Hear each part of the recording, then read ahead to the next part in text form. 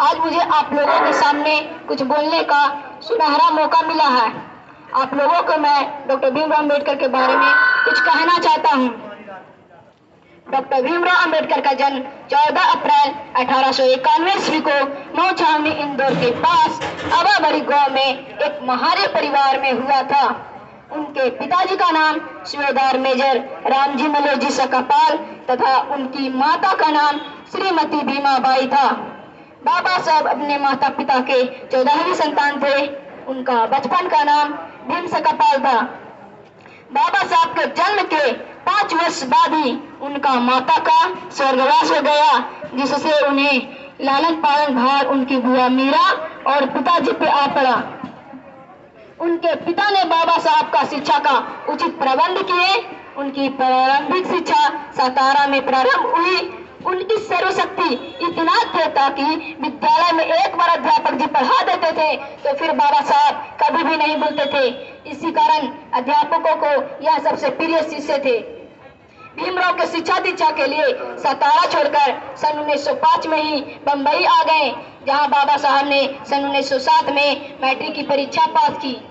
वे matric परीक्षा पास करने के बाद बीए परीक्षा पास करने हेतु 1912 में बड़ौदा चले गए, परंतु दुर्भाग्य 2 फरवरी 1913 को बाबा साहब का पिताजी का स्वर्गवास हो गया, जिससे उन्हें वापस घर आना पड़ा।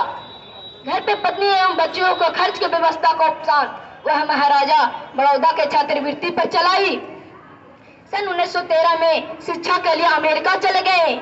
वहां से पीएचडी करने के बाद सन 1920 में बैरिस्टरी के पढ़ाई करने के लिए लंदन चले गए। सन 1922 में बैरिस्टर बनकर भारत आ गए।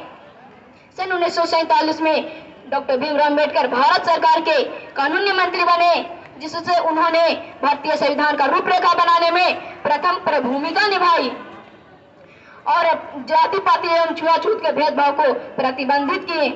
सन 1956 में वह नागपुर में एक साम्राज्य 2 लाख अछूत साथियों के साथ हिंदू धर्म त्याग कर बौद्ध बन गए और एक ऐसा इतिहास बन गए कि आज भी हम उन्हें किसी न किसी रूप में याद करते चले आ रहे हैं। इन्हीं महापुरुषों का प्रकृति हमारे देश का निर्माता डॉक्टर भीमराव अम्बेडकर थे, जिन्होंने भारतीय संविधान का निर्माण तो किया ही, साथ ही हमारे देश में जाति पाति एवं छुआछूत को भेदभाव को मिटाने में अपना जीवन समर्पित कर देश के इतिहास में अपना नाम स्वर्णक्षरों में अंकित कराए।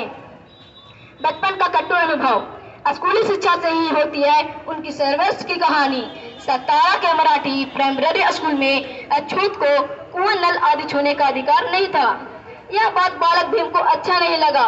उन्होंने एक दिन स्वयं नल खोलकर पानी पी लिया, जिससे पाठशाला में हंगामा मच गया। स्कूल के कुछ विद्यार्थी और चपरासी भीम को मारने के लिए आगे बढ़े, परंतु भीम ने अपने बचाव के तरीके से उन्हें डरा दिए, जिससे वह सब घबरा गए। परंतु उनका मन अभी भी शांत नहीं था।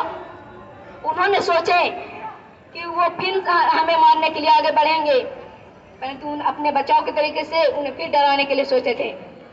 बालक बड़ा स्वाभिमानी था। उसने देखा कि मेरे परिवार में खाने वाले ज्यादा हैं और कमाने वाले केवल पिताजी। अतः वह विद्यालय के बाद रेलवे स्टेशन में कुल्ली का कार्य करने लगा, जिससे उनके पिता को यह बात पसंद नहीं आई। उन्होंने स्वयं माता की याद दिलाई और कहा, तुम्हें पढ़ लिख कर बुद्धिमान बनना है और अन्याय के खिलाफ लड़ना है। यह तभी संभव हो सकता है जब तुम पढ़ लिख कर बुद्धिमान बनोगे। समय मिलने पर उनके पिता ने ही स्वयं अंग्रेजी, गणित, मराठी का ज्ञान कराते थे। और बाबा साहब पढ़ाई के साथ साथ खेलों में भी रुचि लिया करते थे। उनका प्रिय खेल था फुटबॉल। विदेश में शिक्षा उस समय बाल विवाह का प्रथम चलन था और उनकी विवाह 14 वर्ष की आयु में रमाबाई के साथ संपन्न हुआ। टीवी, बीवी, फ्रिज, ये जो सारी दौलत है, बाबा साहब ने कहे, यह सिर्फ आपकी बदौलत है। विचारों पर चलकर ही बदलाव नहीं आता, विचारों पर पढ़कर बदलाव नहीं आता, विचारों पर चलकर ही बदलाव आता है, विचारों पर चलकर ही बदलाव आता है।